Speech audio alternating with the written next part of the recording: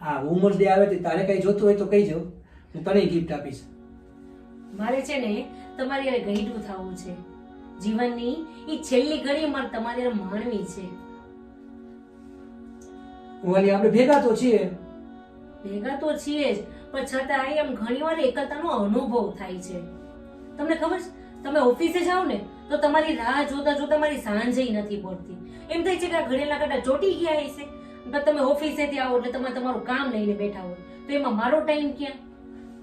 વાલી આપણે middle class છીએ, આપણે ઓફિસનું કામ કરવું તો જોઈએ ને, નકર ઘર કેમ હાલે?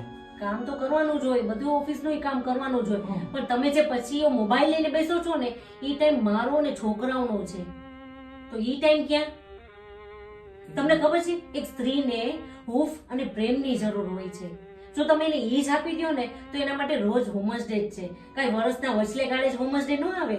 મારા માટે રોજ વુમન્સ ડે જ છે. તમને ખબર ઓફિસેથી આવીને આપણે છોકરાઓ મસ્ત હસતા ખેલતા હોય, એની હારે એન્જોય કરતા હોય, એને હસી હસીને જમાડતા હોય, એને કૂદકા મારીને હુવડાવતા હોય. મારા માટે ઈ વુમન્સ ડે છે.